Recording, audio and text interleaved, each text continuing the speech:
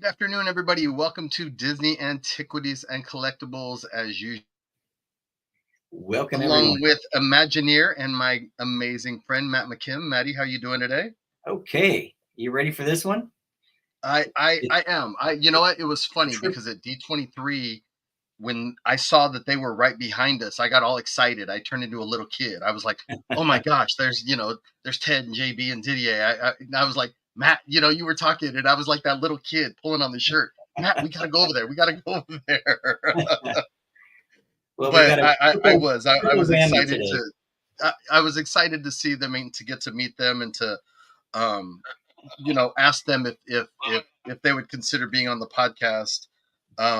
So getting to finally talk to them is something I really can't wait to do.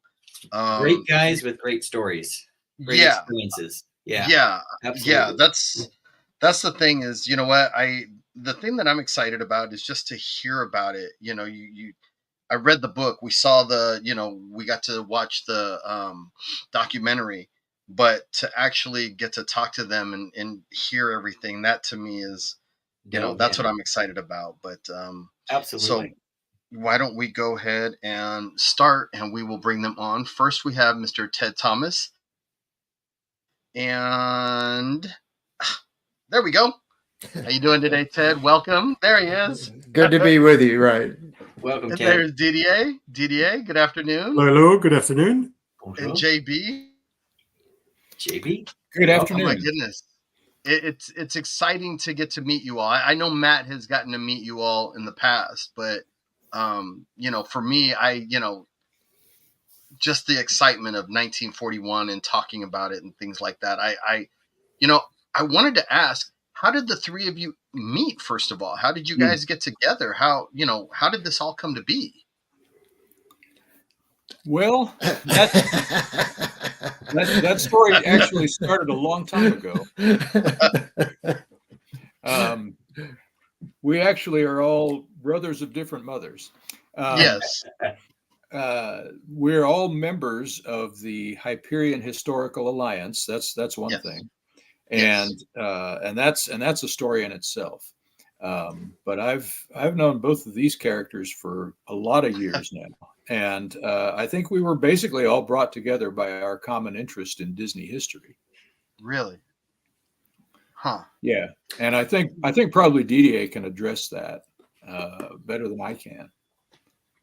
Sure. I mean, basically about 15 years ago, I started realizing that a lot of historians and a lot of Disney artists were not getting younger, and that a lot of the interviews that they had conducted, or a lot of the material that the families had preserved, would probably get lost at some point, or would be lost forever if we didn't start working together to preserve all of those interviews, to preserve all of those documents. And so that became the start of the Hyperion Historical Alliance. And all of us sort of knew each other in one way or another, because we had asked help to each other for different projects we were involved with in the past. And when I say us, I don't just mean Ted Thomas and JB and myself. I do mean a fairly wide network of Disney historians, people like Michael Barrier and Paul Anderson and Todd James Pierce and Paula Sigmund and so on and so forth. And so we had all worked sort of one-to-one with each other, but 15 years ago, we realized that we would be stronger together. And so that's when the Hyperion Historical Alliance started, and with two missions: one, to really preserve all of those historical documents that would be lost with future generations and that needed to be digitized and preserved. And B, as the second mission, at some point, it was to say, well, now that we have gathered all of this material, we would love to share some of it with a wider audience, but we need to do that in the proper context. And the best context to do that is really through a series of publications, a magazine, a yearly magazine, the Hyperion Historical Alliance Annual, and also a series of hardcover monographs. really books that would focus on one specific subject, very illustrated and showcasing material both in the text and the illustrations that no one had seen before. And unfortunately, the Walt Disney Company said yes to those projects, and so that's sort of in a nutshell the Hyperion Historical Alliance. And then the last thing I'll add is when it comes to this specific project, the monograph on Walt Disney and El Grupo in Latin America in 1941, that sort of started from different angles, and I'll let Ted and JB tell you about their angle, but from my angle, the way it started was I got in touch with the son of one of the people who was on the trip, on the 1941 trip, when I was researching a different subject, and that was a person called Brian Landsberg, the son of the artist Larry Landsberg. And Brian Landsberg said, "Oh yeah, I have a few things that you'll find interesting for the project you're working on, but are you also interested in the photographs that my father took during the trip in 1941?" And I'm like, boy, am I interested. Yeah, absolutely. And he said, "Well, I'll send you a few photos." And the few photos turned out to be, I think, 150 photos, most of which we had never seen before. And that was sort of the start of the pandemic. And so I immediately got in touch with Ted Thomas and JB Kaufman. And I said, "Guess what arrived at home today?" And JB at that point said, "Well, this might be the beginning of a wonderful project." And so that's a little bit the way it started. But Ted, JB, if you want to add color to this or your perspective, that would be great. Well, we were brought together, actually. JB and I were put together by Diane Disney Miller way back in the 2000s. He was working on his book, South of the Border with Disney, and she asked me if I would be interested in doing a film about this trip, which became Walt and El Grupo. And in the course of doing that research, then I was introduced to JB as a fellow in Brazil who has contacts throughout Latin America. He was working in Brazil at the time. And you mean me, right? I do mean you. I think that's you. The audio. Okay. So we've known each other and collaborated basically since that time, and the trove of photographs that Brian ended up sharing with Didier sort of became the catalyst, as he says, to reminding us that there's so much you can do in a film and so much you can do in a book that was really about the entirety of the films that came out of that decade. And we realized that it would be a lot of fun and worthwhile to revisit the trip and the material, the vast collection of images that I had, the voluminous notes that JB had, and then this new material, plus letters and journals that Didier had acquired in the meantime. So that's why we went back to work, rolled up our sleeves, and had our pandemic project. So the pictures basically reinvigorated this project. It gave it a whole new perspective other than the documentary. When you guys started all of this, I mean, there's so much. Was there talk of doing volumes, or was it just always going to be one book? Well, that's actually, Vince, a very interesting question, because I think when this project started, the idea was really to do one volume, a volume on the 1941 trip specifically. But what you need to know, of course, is that there were more than one trip to Latin America. And so obviously the 1941 trip was a 2.5 months trip to Latin America, and that's the one everybody talks about. But there were trips after that to Mexico and to Central America and to Cuba. And so we'll be able to talk about that sort of at the end, I think, of this session. But yes, when it came to the 1941 trip, I think the idea from the start was to do one very in-depth, very comprehensive volume. At the beginning, it was supposed to be shorter than what it became. And then it started growing and growing and growing, especially because our art director, who was a very, very important part of this project, Steve Reeser, started saying, what this book actually needs are maps. And what this book actually needs are elements that give you a sense of what El Grupo was seeing on top of what we see in the photographs, what they were really experiencing. And so he started looking for artifacts like suitcase tags and things like that from the time period that would give us a sense of what the overall environment was.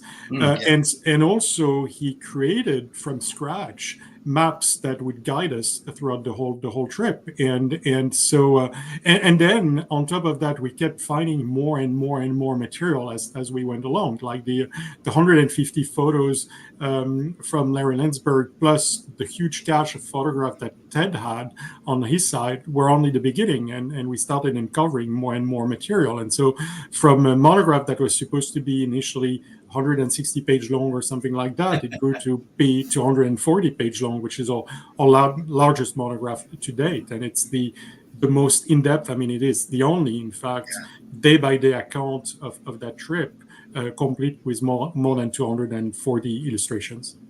Wow. So this started out as a book, correct?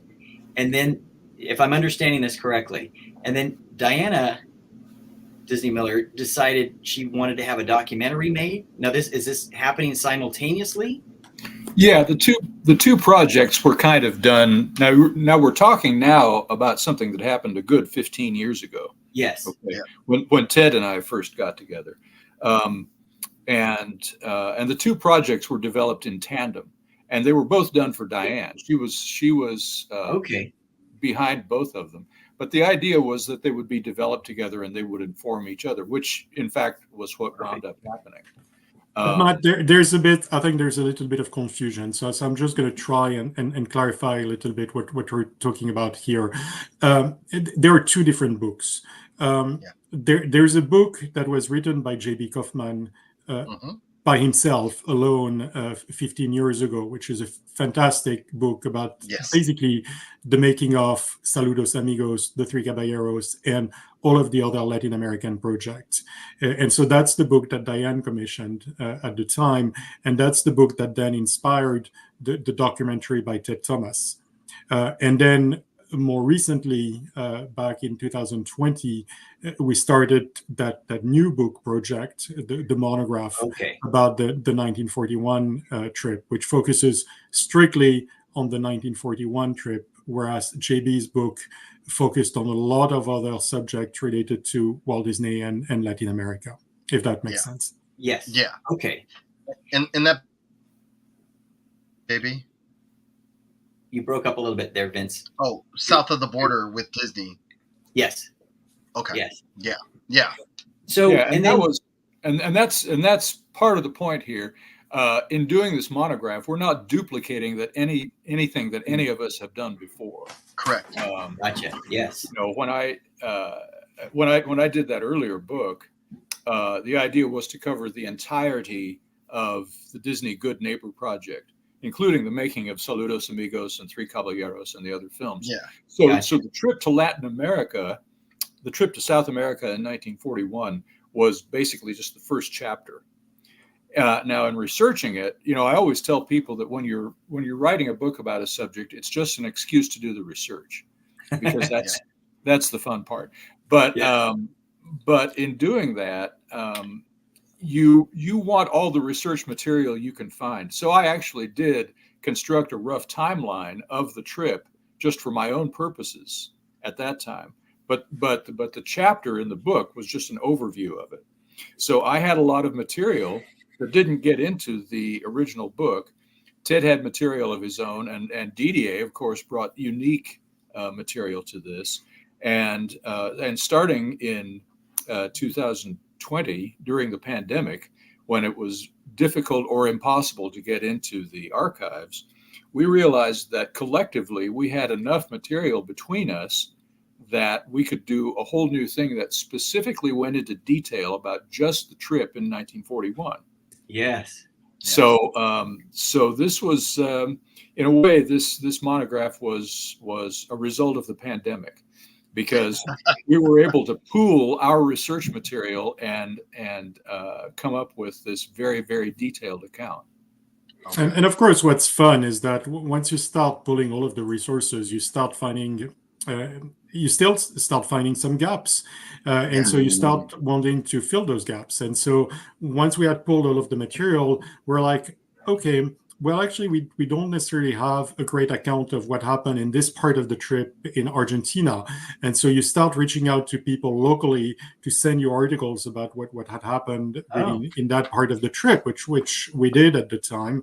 And obviously, because I speak fluent Spanish and I can translate whatever comes to me in Spanish, we added some of those bits and pieces of information, both in the core of the text, and then you'll have some in the appendix of the monograph. Same thing when it came to Brazil. In the meantime, over the past 20 years, a good friend of mine in Brazil that both Ted and JB know well, also a person called Selby Pegoraro, wrote a full book about Disney and Brazil. And so he gathered an immense amount of material just about the part of the trip where Walt and El Grupo were in Brazil. And so he shared some of the articles and so on with us, and I translated some of the key ones that were included in the appendix also. And so little by little, and then Ted was able to correct some of the the details of the agenda that we hadn't understood before, really focusing even in more details on that trip. Ted, if you want to maybe share some of that. Yeah, this is something that I'm quite excited about, the book, that we didn't just edit the material that was currently available. There's some new scholarship that was done in the process of putting the book together. I mean, there was some inconsistencies in the itinerary as we understood it, and it was through putting the book together that we realized that things actually happened on a different day. The interesting thing is, we were able to do a triangulation between letters, photographs, and then the written summary that was done by John Rose, sort of the official account that was presented to the coordinator's office at the end of the trip, saying sort of what we did day by day. So we were able to put all of those together, and actually, I think for the first time, really increase the accuracy of the whole thing. And it sort of began with, we had the John Rose account, and we had this vast amount of photographs. So we had a Zoom and said, how the heck do we tackle this? And I said, well, let's see if I can do a day by day. Let's see if I can do a day by day for the photographs, and then see which ones we want to use. And the interesting thing is, by doing that, we were able to many times figure out with greater detail where they were, so you could figure out geographically what had to fit together in the jigsaw puzzle, for it to all work. And it's just astonishing how much got crammed into a 24-hour period between doing artwork and interviews and meet and greet and formal attire receptions and diplomatic chores, all with the best foot forward and a smile on your face. It's an extraordinary undertaking. Oh, sure. Was there anything? I'm sorry, Vince, I got a quick question for you. Was it you, because you were talking about puzzle pieces and putting utilizing information that you're getting and such. Was there anything that was a puzzle piece that was missing that you wish you could have found? You know what I mean? Was there something that still kind of bugs you that you wanted to know, but you couldn't get the information on? Well, Matt, I'll tell you from my perspective. There is one missing piece that didn't bug me as much as I know it's missing. We all know, in fact, it's missing, and we would love to find it. And we might actually be on the verge of finding it. Oh, wow. Which is that Larry Landsberg, during the whole trip, shot a lot of footage of everything they were doing, everything they were seeing, and so on and so forth. And part of that footage was then used to obviously put together the documentary south of the border with Disney. But the problem is the actual raw footage and Ted and JB, correct me if I'm wrong, hasn't been found until today. It hasn't apparently survived at the within the Disney archives or within the Disney vaults, and so we're still trying to locate that original unedited complete footage of the whole trip. I will know next week if we're on the verge of solving that problem. Well, that's exciting. So that is exciting. But you can see little snippets of that in the documentary film that they made, and also in Saludos Amigos. You know, the interstitials that tie the 4 segments together were all taken from that 16 millimeter Kodachrome, but the Kodachrome itself is missing at the moment. Well, and what I used in Walt and Grupo, I made extensive use of what I would call the outtakes and trims. You know, is after you make the film, you have little snippets at the end of a scene or unused shots, and that's what I had access to. But mysteriously, through the fog of time, the actual cut 16 millimeter footage it has disappeared. It probably disappeared in the 1950s when a blow up to 35 was done for broadcast on the Disneyland show, and it's been missing since that time. So everything you see of the trip that comes from the company is taken from the 35 millimeter blow up from the cut 16 millimeter film. Gotcha. And it would be fantastic to naturally find the 16 millimeter original. And for that matter, you know, we'll go into this a little bit later. We know that 16 millimeter film was also shot on a subsequent research trip, but nobody knows what happened to it or where it is. Wow. You know, and then there's a heartbreaker as well. At the very beginning of the trip, they were shooting 16 millimeter film in Rio de Janeiro. But through a miscommunication, this was sent back to Hollywood to be processed, and then instead of kept there, was sent back to Brazil. But on the way to Brazil, it was on an airplane that crashed, it was a seaplane that crashed and sank in Puerto Rico, and everything was lost. So that's why there is no 16 millimeter motion picture footage from the Rio de Janeiro segment of the trip. And so they didn't make a duplicate to keep in Burbank. They sent everything, just one copy, the original, back. Yeah, well, it's Kodachrome reversal film. Yeah. So at that time, 16 millimeter at that time was the exotic flavor. You know, it was considered to be more of a amateur or a prosumer format. Okay. You know? But it was the only one outside of Technicolor that was that was color. You know, so you could have 16 millimeter color, but you couldn't have color in 35 millimeter unless you did the 3-stripe Technicolor. Yeah. So. Did Walt ever consider doing this? Did he ever consider making a film about his trip? Was that something he ever considered? Well, that's kind of what they did with the documentary at the time called South of the Border with Disney.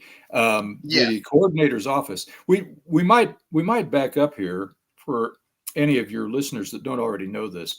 The whole purpose of this trip in 1941 was twofold. Partly it was a diplomatic mission. It was a goodwill tour to cement good relations between North and South America, which was something that the coordinator's office was trying to do, and it was rarely as successful as it was with Walt and his artists. So that was a very important impetus behind this.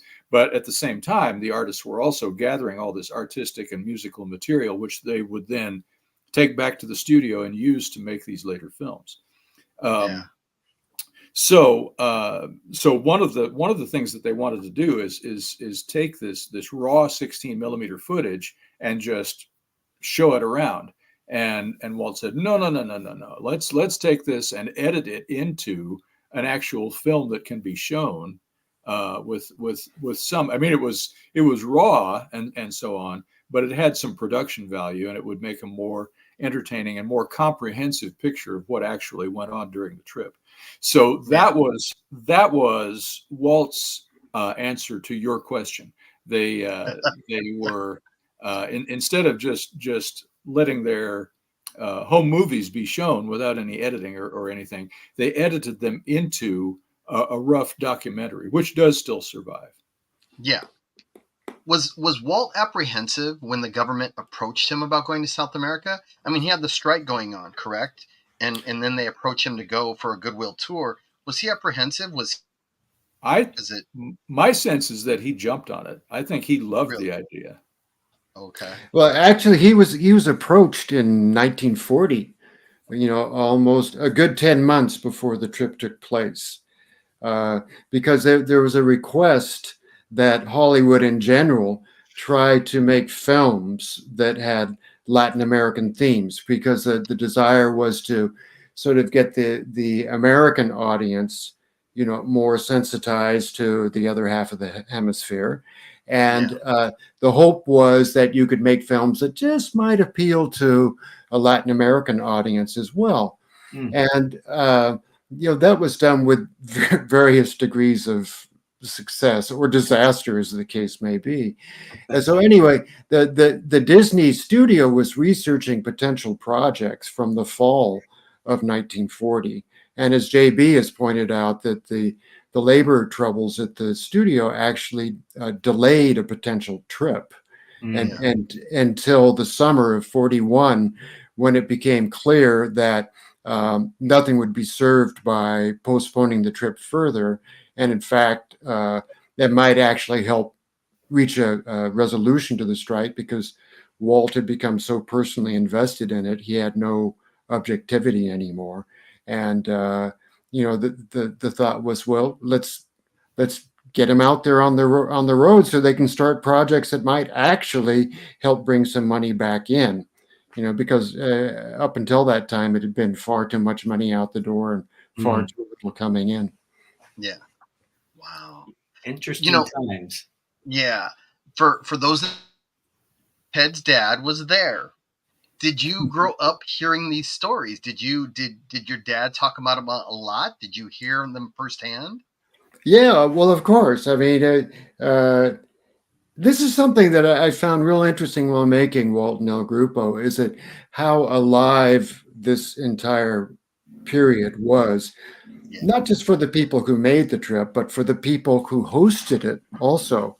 In country after country I went to, it was still extremely fresh to everybody. But I grew up with, dinner time stories that Frank had, whether they be about Rio de Janeiro or Argentina, or wearing he bought a suit of gaucho clothes in Argentina, because their main focus in Argentina became more and more research on the gaucho and gaucho lore. So he came home with a book of Martin Fierro, which is the epic poem. Did I pronounce that right? Martin Fierro of Argentina, and he had the gaucho hat and faja, and the bombachas, and a pair of boots. If you were at D23, the last day of D23, I actually pulled those boots out of the closet and wore them. Yes, you did. It's great because they fit. Did you see those pictures? Did you see those pictures? That was great. He was El Gaucho Ted. El Gaucho Ted. Looking for an asado to go to. Yeah. I got to ask you one more question, just related to your dad, really quick, before we move on. What's in your pockets right now, Ted? That's a good one. I like that film. More people ought to see it. Yeah, they really should. And for those that don't know, it's Growing Up, One of the Nine Old Men. I love this, and people have. It's not even on Disney Plus, is it? It should be on Disney Plus, right? Should be. Yeah, it should be. It should be. It absolutely should be. It's a really good one. So they're there for 3 months. Who in your guys' estimation and all the research you guys did, who did this affect the most, the trip itself? Other than Walt, who did it really change? Who really did it have the most impact on? Well, Mary Blair. this is a great setup to talk about Mary Blair. You may know that Lee and Mary Blair were two of the people who were in El Grupo. Yes. And Mary had worked at the studio previously and then had left. Lee was still on the payroll. Oh. And when he was tapped to go with this group to Latin America, Mary said, well, gee, I'd like to go too. And at the time, they were both accomplished painters, but at the time, the sense of it was that she was tagging along with her husband. You know, she was a good enough painter and so on. So she was allowed to go along with Lee. But something spectacular happened during the trip, and everybody noticed it, including Walt. There was something about just being in South America that was a catalyst that brought out an artistic sensibility in her work that nobody had seen before, that she hadn't seen before. She started using combinations of colors that were wildly unconventional, and she just really, the way they described it was that she seemed to tap into the culture in a way that was completely unexpected. And it was, again, her style just crystallized during that trip. When she left California, she was recognized as a good painter. When she came back, she was an artistic powerhouse, and her career continued to blossom from there. Yeah. She's personally my favorite. To jump in and no, she's my favorite, and that's why I kind of want colors. You know, right now at a museum in Southern California, the Hilbert Museum, she's got a display going on, and if you haven't been there, you have to go. But her usage of colors has, since I was a kid, and you know, to hear you guys talk about it and in the book, you know, you see the differences before and after. And, you know, I just can't imagine how somebody just changes that fast in a 3-month trip, you know? Well, I think you see, you know, if you go to a retrospective of any major artist, generally there's enough body of work there, whether it be Monet or Van Gogh or Mary Blair, you sort of see a light bulb moment. You know, you'll see early work that it's quite nice and representative of the period where they sort of started hitting their stride. But then, wham! There's a certain period or even a piece that you go, well, they got lit on fire. I mean, they found their voice, and away they went. You know. Yeah. So this trip, particularly the last third of the trip, was really that for Mary. You know, the trip up through Bolivia and Peru, Guatemala, Mexico. You know, that's another thing that really should be. Go ahead, JB. Sorry. No, go ahead, JB. Well, I was going to say that's another thing that should be that should be understood here is that the itinerary gets complicated during the trip. El Grupo all went to Brazil as a group. They went on from there to Argentina as a group. But before they left Argentina, they split up into smaller splinter groups.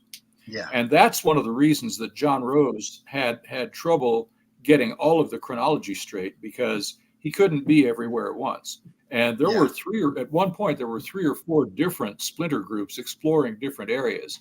And finally, most of them got together in Chile and sailed up the west coast of South America on a Grace Line ship.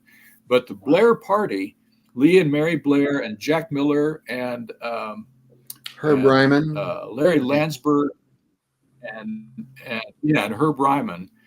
This was the one group that didn't join the rest of the group on the Santa Clara. Instead, they worked their way up through the interior. And so this is the thing. A lot of Mary Blair's most striking work during the trip came from that last part when this independent group was working their way up through the interior. Yeah. Wow. That's interesting. Nobody talks too much about Lillian and the trip that she had. Are there any interviews or anything that Lillian got to discuss with people? Because, that's a side that you don't get to hear everybody else. But what about Lil? Well, She. Go ahead. Well, I was going to say she tended to stay in the background, but there are some interesting details. But I didn't mean to step on your line there, Ted. Well, you mentioned that Lee and Mary Blair went, but there are 3 other couples that went. So Walt and Lillian went, Bill Cottrell and Hazel, Lillian's sister. Yeah. And then Larry Landsberg and Janet Martin, who were newlyweds at that point too. So you had 4 couples, which I think is great. It made the whole thing much more familial to the trip. And you look at Janet Martin has some great comments in her journal. Didier, you may want to speak to this, but she was talking about the fact that every time they did a group photo, they tried to make sure that there was a chair next to Walt, or a place next to Walt for Lillian. Before she could sit down, boom, somebody had slipped in there.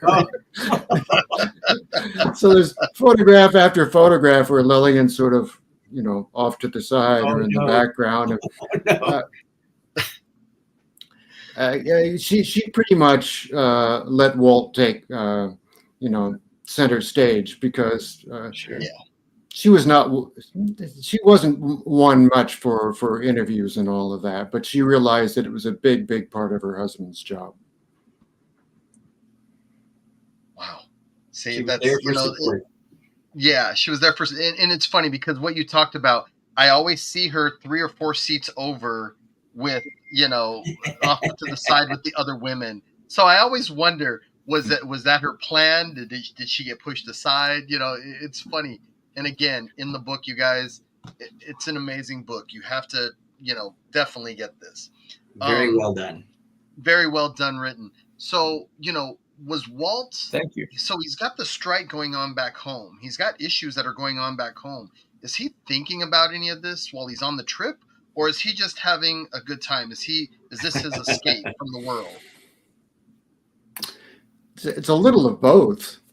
Okay. I mean, he couldn't get away from it 100%. Yeah. By that time he was accustomed to have many things going on at the same time, and he had an uncanny ability to keep track of all of them at the same time. So that was, I think, the issues at home, production at home, because his studio was still making films. All of those things, I think he was keeping track of at all times. Okay. And he would get letters from his brother, keeping him posted on the latest developments at the studio. Yeah. One of the things we uncovered in the course of our research is the degree to which there was some conversation at the time. If the strife at the studio kept going, was there enough of a talent pool in Argentina to open an animation studio there? Yeah. When Walt came back, when they all came back, and again, this is kind of jumping around a little bit. When they came back, were they accepted as heroes? Was it something, how did the country see them? They're coming back from this international tour. Were people there? Were reporters flogging to them? What happened on their return? Oh yeah. See, that's sorry, I don't mean to keep jumping in here, but something that I think is important to point out is that Disney at that time was at the peak of his international reputation as an artist. Yeah. His films were popular at the box office, but he was also the darling of the intellectuals. just because of the tremendous revolution that he had worked in the art of animation. Remember, this is coming right off of the opening of Fantasia. That was the most recent triumph that they had, and their advanced research reported that in South America, Walt wasn't regarded as a filmmaker like Cecil B. DeMille. He was in the class of the great artists, the great painters. Yeah. And they honored that. They appreciated that. So everywhere El Grupo went, they were surrounded by crowds of fans. And when they came back to New York, they got a hero's welcome there. Yeah. And Vince, they really meet, I mean, during that trip and during the following trips, they really meet the top of the artist world and the intellectuals in the different countries. I mean, if we just take the follow-up trip, the one where Walt goes to Mexico in December 1942, some of the people they meet there are Diego Rivera, the muralist, his wife, Frida Kahlo, Miguel Covarrubias, who's one of the main caricaturists in Mexico at the time, just the really the top of the intellectual world at that time, and the artist world, and they're greeted as really a normal part of that world, like they are completely accepted as being part of that world, not outsiders. So it's quite exciting to see that happening. And that had happened, of course, to Walt also when he had traveled to Europe in 1935. I mean, the same had been true. I mean, he had been meeting all of the intellectuals also during that trip, and was seen as one of them completely. Yeah. See, and that's, you know what, that's interesting you say that, because so many artists but I wonder how much Walt took back from them, because his mind was so outside the box. And so these trips had such an amazing effect on him. And you see it throughout the career and everything that he's done. So to be accepted like that, I think that's got to be one of the most amazing feelings. Here's these amazing artists all over the world, and you're accepted. So that highlights his life. I think, Didier, you did a lot of research on that, the Mexico trip. What, that Mexico, and again, sorry guys, I'm, being half Mexican, I got to know, what was his favorite part of Mexico? I've always been curious about that, because I know he went. Sure. So before talking about that, just a little bit of context. So what JB, Ted, and I realized when we finished working on the 1941 trip on this book that has just been released is basically, now that we have a day-by-day account of that 1941 trip, what about the follow-up trips? What about all of the trips that were then made to Mexico in 42 and 43? What about the 2 trips to Cuba in 43 and 44 for what would have become the third of the Latin American features following Saludos Amigos and the Three Caballeros? What about all of that? And then when we started digging into that, we realized that the Disney Archives, the photo library at the Disney Archives they told us 2-3 photographs from those trips in total, like for all of those trips. Wow. And we're like, wow, really? And then we found a few more, but about like maybe 20 photos in total for those 2 trips.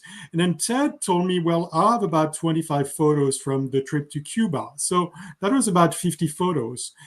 So I said, okay, that's not possible. Like, Walt was too famous at the time. It must have been documented a lot more than this. And so I started digging with contacts in Mexico locally. And by the end of that process, after a few months of research, and it's really difficult because a lot of it hasn't been digitized and a lot of things is still very manual, and they don't answer to emails very easily and so on. So I did have to find volunteers on the ground. But by the end of that process, we had found another 100 photographs from especially the various trips to Mexico City. And clearly, to answer your question, I think that they were at least 3 parts of that trip, to the first trip, especially to Mexico City in December 42, that were probably at the top of what Walt really loved seeing. One was he took part in a very important festival, religious festival that happens every year in Mexico, which is the Festival de la Virgen de Guadalupe. And there he actually not just witnessed the indigenous people dancing and celebrating the Virgen de Guadalupe, but he danced with them. There are quite a few photos of him dancing with them and clearly enjoying himself there. So that was one. The other one is him and his artist, and the artist Miguel Covarrubias all went to a dance festival in a place called the White Ranch, El Rancho Blanco. And there they witnessed quite a few things, but quite a lot of different local dances from all around Mexico, which were clearly stunning for them. And you have quite a few drawings by Eric Larson and Ken Anderson of what they saw. And they also saw a demonstration of what's called the flyers of Papantla, which go up on a huge pole and then go down like flying around the pole, literally. And so that was clearly very impressive. And we managed to locate some color photographs of that day at the Rancho Blanco, the first color photograph I think that we had ever seen of that trip. And then finally, I think there were a third thing that they witnessed that was clearly one of the highlights, and that was very much used in the Three Caballeros, which is that they witnessed several posadas, posadas ceremonies. But there was especially one of them that was the highlight of the trip from that angle, where they went to a ranch called the Ranch of the Artist, or the Ranch of the Artist, Rancho del Artista or de los Artistas. And that ranch is a place where people, again, like Diego Rivera and Frida Kahlo and quite a few other really top artists would go and paint and also give lectures and lessons and things like that. And they went on a very cold evening to that ranch to witness a posada. And we have a detailed description from what they saw from local newspapers. And clearly that inspired Mary Blair and the other artists that were there for the sequence that become the Posada sequence in Three Caballeros. So I think those would be the highlights, but they saw a lot of other things during that trip, and we're still gathering a lot of details based on local articles and new information and photographs and so on that we're still uncovering at the moment. So it's really fun. Wow. See, and I would think that, after that first trip, you would have extra cameramen, you would have extra people to. You're saying that there's not so much, which is kind of. Well, the interesting thing about that, Vince, is that the first trip, what was the first trip? The studio had never done anything like that before. Yeah. And also it very much had this goodwill component connected to it. So I think that there was a lot of enthusiasm for recording the unknown, and subsequently the subsequent trips to Mexico had a much more production planning aspect to them in terms of actively scouting for talent, whereas the first trip was a true fishing expedition. The subsequent trips were much more targeted, if that makes sense to you. Yeah. Okay. And another thing, Vince, I don't know whether this will be of interest, or maybe you already know this, but the Disney Good Neighbor project kept evolving. The nature of it kept changing as they went along. So it was a different thing by the time they started making their trips to Mexico. And one of the things that had come out of the first trip was the musical riches that they discovered in South America. And by the time they started going to Mexico, a lot of their focus was on scouting the musical talent in Mexico. So that's you probably remember in Three Caballeros, the Yeah. performances by Dora Luz and Uh-huh. by Yes. Carmen Molina, Yeah. and that was a big part of what they were interested in there. They auditioned a lot of people, including the songwriters. So, as I'm sure you know, that the title song in Three Caballeros is adapted from Ay Jalisco no te rajes, which Uh-huh. had been introduced in a film of the same title in Mexico. Mexico. So they were very much focused on finding the authentic music of the place and using it in the film that they produced that was based on that. Yeah. And in fact, adding to this, Vince, their main guide when Walt Disney goes to Mexico in December 42 and then goes back after that, the main guide is the music producer Ralph Peer, who has a company a music company at the time, a music production company at the time. And so he's the main guide. Him and his wife are Disney's and El Grupo's main guide to Mexico in 42, 43, which is wonderful because his wife kept a diary, and we got a copy of the diary now for the sequel to the volume which is produced. And also, a lot of the photographs I was mentioning earlier, at least a third of those photographs, do come from the collection of Rolf Peer, including those color photographs that no one had seen before, which were basically Kodachrome slides that the family was kind enough to scan for us. And so that's the case in Mexico. And then when they go to Cuba without Walt at that point, just his artists, Mary Blair and Chuck Cutting and Bill Cottrell for the first trip, and then another group for the next trip, they're guided by the representative of RKO, who's obviously the distributor of the Disney movies at the time, but they are also guided by Ralph Peer's representative locally. And so the music is also for the trips to Cuba is really center stage. Like everything revolves around music. That's their core focus. And in fact, even the very end of that Cuban project ends with a dinner where Ralph Peer and invites Walt Disney and a composer from Cuba called Ernesto Lecuona to try and save the project at the last minute. And that obviously fails because by then, the Latin American features are no longer what the Disney studio is focused on, but it ends in music. It ends, in fact, with 2 hours of Ernesto Lecuona playing Cuban music for Walt Disney. And so the music, as JB was saying, was really key. Go ahead, Pat. The interesting thing about financing these pictures, guys, is that although Saludos Amigos was successful financially and Three Caballeros was successful financially, the money situation of the studio throughout that period was, to call it rocky is an understatement.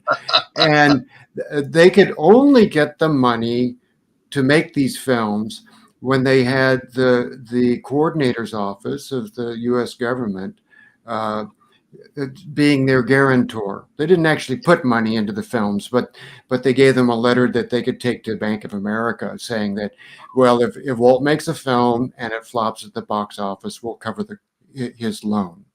We'll cover his production loan. Well, World War II ends. Interest in government, go a different direction. There isn't the emphasis that was necessary on goodwill. People think, well, we've got the United Nations, they can take that now, and so they no longer had a loan guarantor, and they could not raise the money with Bank of America to complete the third film, and that's why it ended up being shelved. Oh, that's interesting. Yeah, that's really interesting. A little footnote for you, maybe more information than your viewers need to know, but there you go. There was one sequence that was saved from that project, though, and JB can tell you about that. Oh, yeah. Well, actually, there were several little pieces of content that did find their way into later Disney films, but I think the one that Ted is referring to is "Blame It on the Samba," which was another Brazilian piece that was going to be part of that third feature. And when that feature was not made, the project was abandoned before it had really been developed very far. But then at the time of the feature Melody Time, they picked it up and started over again and used the material that they had gathered. And the result, the rest is history, because we know what a great segment that turned out to be. Yeah, Yeah. very much so. Oh my gosh. Wow. So you've got all this information. You guys you're working on different things. Has there been talk of a Hyperion Historical Alliance museum? Is that something? I mean, you guys have access to just about everything. Is there talk of a traveling museum, a brick and mortar museum, anything like that? Where, I mean, you guys have just as much, but at least you would show it, as opposed to the archives, which is, very tight-fisted with all that they have. No, the answer is no. I think you just there is already. What's that? No, Vince, there is already a museum, and it's doing its job really nicely, and we're collaborating in some ways with them, in quite a few ways with them, and we're also collaborating with the Walt Disney Archives, and when they have exhibitions, we can. If they need our help, we can help in different ways. But that's not. We're a small nonprofit with a small number of active members, and so our focus is to do what we do really well, and to carry on doing it for quite a few years in the future. And boy, do we have a lot of projects on the table at the moment. I mean, JB could tell you, as one of the editors in chief of the publication projects, that his work is cut out for him at the moment. And for Jim Holyfield, his co-editor in chief. I mean, we have, just in terms of monographs, we're looking at the number that we have just on the slate right now, which are either really far advanced in development or about to move to even the next phase. And we have at least 12 or 13 of those right now. So it's like a 6-year to 7-year slate right now, and that's just what we know is there, and we're coming up with new ideas every day almost. So there's a lot to be done just with that, and obviously we still carry on preserving collections. In fact, I have a huge box of material that's supposed to arrive at my place tomorrow for us to start scanning, and I have no idea what's in there, and I'm really excited to discover what's going to be in there. Christmas morning. Christmas morning. Yeah. When you come across a box, are you a fan first, or are you a historian or librarian? Well, I'm not sure what you mean by fan first, but I've always been a fan of Disney, so that is definitely part of who I am. But I start with the historian aspect, and so I will focus on things that really fill the gaps first and foremost. And so if I find, for example, in a box, the diary of one of the artists who was on the trip to Ireland to research Darby O'Gill, like it actually happened to me a few months ago, hidden in a folder that I just received and that no one knew existed, had been preserved, and it's the original that I hold in my hands. And I'm like, oh, we're seeing this for the first time since 1946. I can tell you, the historian in me gets really excited, and you can bet that JB or Ted or Jim Holyfield or someone within the HHA or several of them will get a text or an email from me right at that point saying, guys, this is what just appeared today. So yes. See that to me that says fan, because when I see things, I'm going, oh my gosh, like all sense of who I am or what I'm doing just kind of goes out the window. I'm more of a fan at that second where I'm going, look at this, like I've been with Matt, and Matt will show me something from his dad's collection, and I'm just like, I turn into a total Disney nerd, but it just goes, okay, we have to catalog this, we have to catalog that. So, it's got to be hard, it's got to have its moments. I think that's the point where the historian and the fan are both the same person. Mm. Yeah. I Oh, think Vince, the fan says this is a fantastic artifact. The historian will say this is actually filling a gap. This is actually filling a historical gap, yeah. and this is why it's not just an artifact. It's also priceless from a historical standpoint. And when the two are together, it's just, I mean, you're absolutely ecstatic when you're Yeah. in front of one of those pieces of material. I mean, it's like finding that letter that I was mentioning earlier from the composer Ernesto Lecuona, from that describing his dinner with Walt, talking about the Cuban project, and then reading that in Spanish and then translating that from a historical perspective was like, that was one of the great moments. That's just pure joy. You're like, Yeah.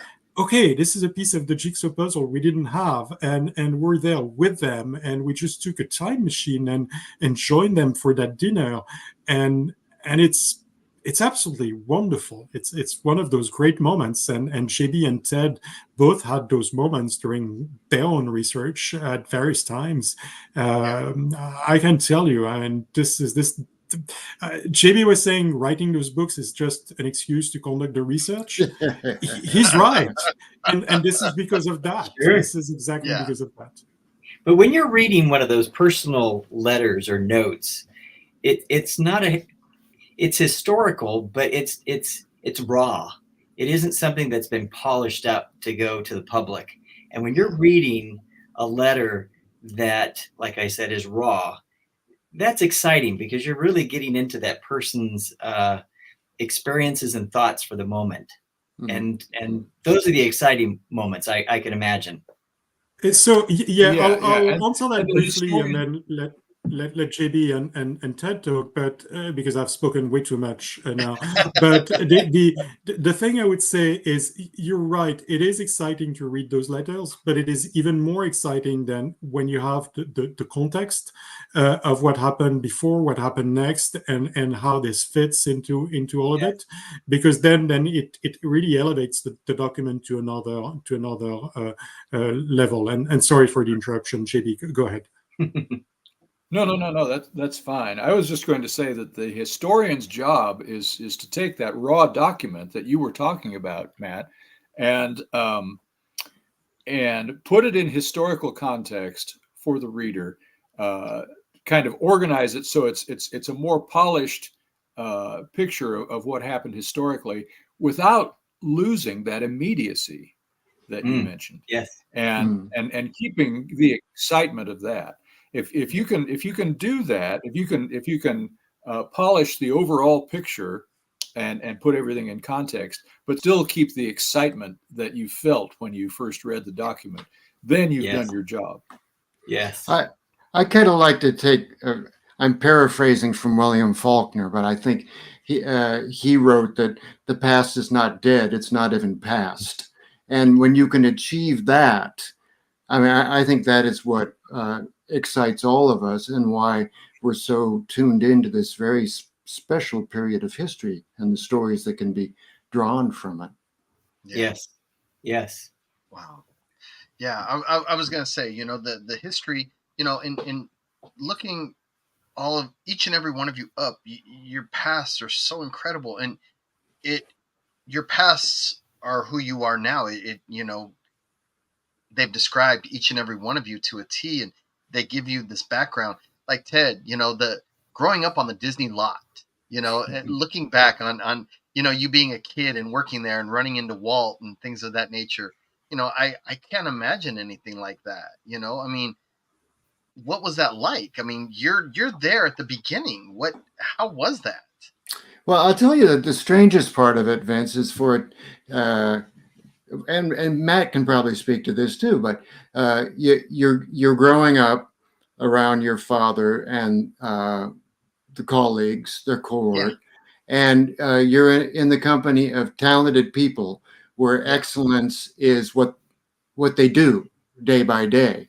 It's not yeah, something you aspire to; it's something that's expected of you. So you grow up in that atmosphere, and for me, the the thing that I always have to pinch myself is that somehow that now has become history. Yeah. You know, I've been around Yeah. long enough that my childhood is now what people write books about, and that's odd. That feels very odd. Yeah. Yeah.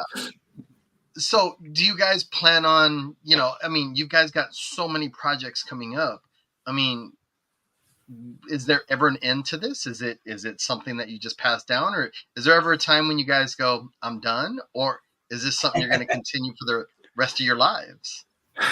Well, I'm a big believer in tribal knowledge, in oral tradition, and the Yes. fact that you get stories and perspectives from the firsthand participants, that as you get a generation or two generation or three generation, the further you go away, the more diluted that becomes. So if I have a goal in all this, it's to try to pass along what little I can that I have more or less direct contact with. Because as I said earlier, I still feel very strongly that this was a unique period in history that should be held up. Yeah. I mean, held up and examined, not held up Yeah. like, this is a stick of it. Your money, your life, your money, Yeah. your history. Real quickly while we can, we'll get to it. People have been asking questions. And this is from Leo Holzer, who it all started with Walt Disney. Ted, was the theater you visited in the film ever restored? I mean, the casino, the casino. I'm guessing he's talking about the Casino de Urca. Yeah. It's so interesting when we went back a couple of years later for the Rio de Janeiro Film Festival. Half of the building had been restored as a school of arts, and the grill room where we filmed, I'm not so sure if that ever was, or that's just been kept as sort of a grand ruin. Yeah. Okay. Okay. Let's see. Weren't the musical numbers filmed at the studios in Burbank? That's also from Leo. Let's see. JB? The short answer is yes. Okay. They were. And there are and we're talking basically about the numbers in Three Caballeros, I imagine, because there weren't any live action numbers in Saludos. Yeah. And yeah, the short answer is yes. They brought Dora Luz to California. Carmen Molina actually had been part of a trio with her two brothers, but there were immigration problems getting them into the country. So she came to the studio, the Disney studio, and all of that was filmed there, including the scenes that are supposed to be taking place on the beach in Acapulco. Yeah. You may know this, that actually the parking lot at the Disney studio became the beach at Acapulco. Yeah. So that's where those scenes were actually filmed. I had heard that, but I thought, wow, just the magic of filmmaking, again. Yeah. Oh, And my in fact, goodness. there is 16 millimeter footage that has not been lost that shows them filming those scenes with the girls on the beach. Really? There's a camera track so they can film the tracking shots, supposedly with the caballeros, chasing the girls. They track along there, and in fact, they wait a little too long to stop pushing the dolly, and the dolly falls off the track at the end of the shot. So they have to go back and do it again. Oh, that's fun. That's fun. Oh my goodness. Well, gentlemen, Matt and I, we totally appreciate your time. I want to ask on behalf of Matt, will you guys keep coming back every time books come out? We'd love to do this. I mean, I love the updates, all the books that we have. Would you guys consider coming back again and again and again? Sure. Absolutely. And Vince, Right. you need to know one thing, which ties to the question you were asking earlier. Okay. There is no end to this. So Okay. Yeah. So we'll keep coming back and back and back and back. Okay, I'm gonna hold you to that, Tell Didier. your listeners. Go ahead, Tell your listeners to go out and buy more bookcases. Yes. There you go. I like that. Yeah. I See, like and, that. and yeah, that's I look in the background and I see the bookcases of all three of you gentlemen. And I'm going, yep, that's what we're gonna need because all these bookcases back there. All I can say is keep them coming. Yeah. These are excellent and well researched. Obviously, you are all historians, but Yes. you also have the ties. What's the right word for it? You know, the Disney love to dig and find the truth to all of this, which is greatly appreciated. Yeah. Yes, very much so. For all you guys listening, please go out, support this. The Hyperion Historical, support them, support these authors.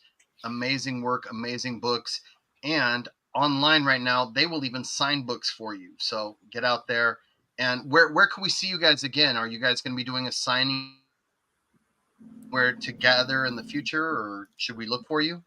We're still working on that. We're still working on those details, but hopefully at some point in October in California, we might have a signing. So and if the people who wants to purchase the book can't meet us there, then we'll make sure that we sign a lot more books for Stuart Eng Books, who's our official distributor, to have those available signed from us, not just of El Grupo, but also of the first one, The Making of Fun and Fancy Free, and the second one, The Origins of Walt Disney's True Life Adventures.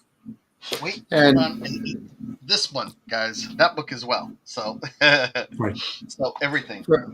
For any of your listeners who are based in Los Angeles, I'll be at Walt's Barn in November for a book signing. But my other two caballeros won't be there, but Okay. We will make sure that Matt and I are there, and we will let everybody know. Yes. JB, you got anything coming up? Any signings, or are you going to be hanging out with these characters in October? If somebody doesn't stop me, yes, I'll be there. And Didier, you go to Books and Books quite often, don't you? So I did for the series that was released by Chronicle Books, because those were distributed by Books and Books. Okay. Because of the way the monographs work in terms of distribution, that's not actually feasible for the HHA monograph series. So I won't be at Books and Books to present those, unfortunately. But again, at Stuart Eng Books in California, and hopefully, yeah. Okay. These things are a little hard to predict, but we will definitely keep people posted as new developments come up. Excellent. Okay, and we will keep letting everybody know what you've got coming up, and keep promoting, because your books are amazing and everybody should read them. So and also I would just add, if you want to find out about news about our new publications and where we're going to be signing and so on and so forth, go to the Facebook group Hyperion Historical Alliance Press and subscribe to that, follow that.